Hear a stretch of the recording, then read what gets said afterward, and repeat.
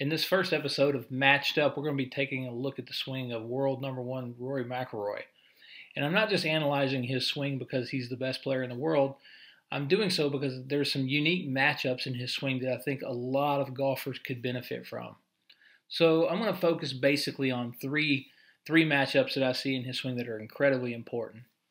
The first one being, if you'll notice early in Rory's takeaway, you don't necessarily see quite a lot of depth happening. You don't see a big hip turn. You see the club staying a little bit outside of his hands. And at lead arm parallel, again, you don't see a massive amount of depth. But Rory is about to make that first move that I like to talk about to kind of rectify that situation. So you'll notice that by the time Rory gets to the top of the backswing, you do see a lot of depth. So what's going on in his swing from basically lead arm parallel to the top of the backswing and through transition? So you'll notice the move that he's making is his left arm is moving sort of well across his chest or getting kind of pinned to his chest. So that left arm is moving into what we call shoulder adduction. So it's being added to the body. That's an easy way to remember that. And what's going on with the right arm or the right shoulder is the opposite, which is abduction. It's moving back away from him or more behind the rib cage. And so those two movements of his shoulders take Rory from a position of not a lot of depth to someone I would consider having a lot of depth to the butt of the club nearing the top of the backswing.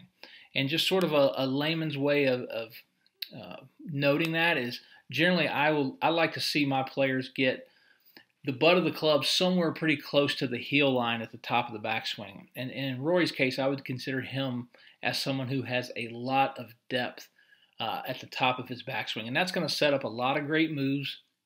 And we'll talk more about those in a second.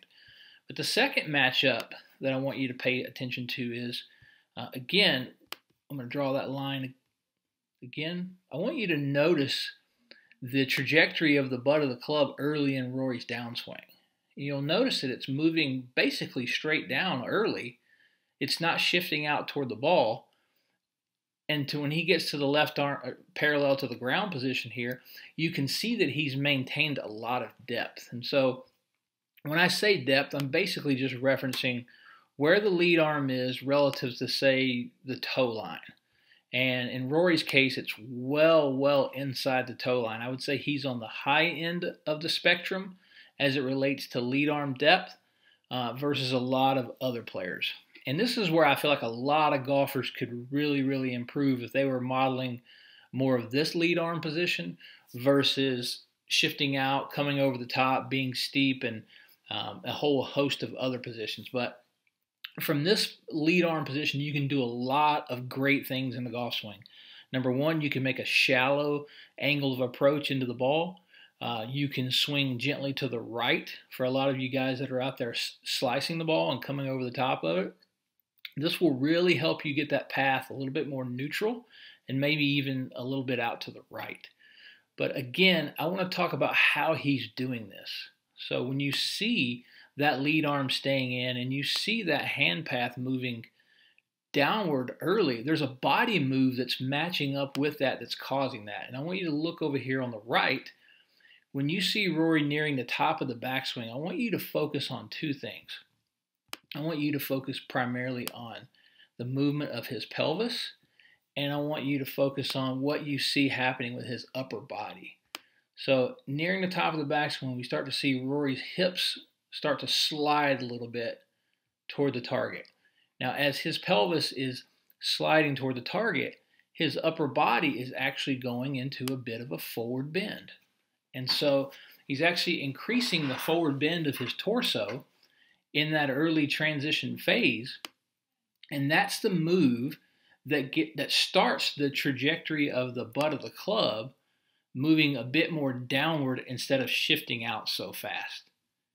And again, all of that is an effort to kind of get into that position that you see Rory in right here on the left. And again, like I said, you can do a lot of great things from that position. And this last matchup is the thing I want to talk about, of one of the things I want to see you do from this position. Now, if you have this kind of lead arm depth and you have the club this shallow and you have the upper body in a little bit of forward bend like Rory has, the things that you can't do are continue to slide, stall out your pivot, try to shove the handle forward or drag the handle through impact. All those things are just going to end up having you hit the ground way behind the ball. So what does Rory do? Rory does a great job of what I call pivoting and throwing. And I love how he throws the club head around his body while rotating his body. There's no stall there, and you just see the club head moving freely and effortlessly around his body. Now, again, this throw move has got sort of a bad reputation in golf. A lot of people would call that flippy or handsy, if you will. And what you're seeing there is just the culmination of a lot of angular velocity to the club head because of how Rory has sequenced this downswing. And if we look at it from face on, you'll see that he's not shoving the handle forward. Does he have shaft lean at impact? Sure. Most all great players do. But there isn't a conscious effort to achieve that, and he's not dragging it. He's throwing it. You'll see the right hand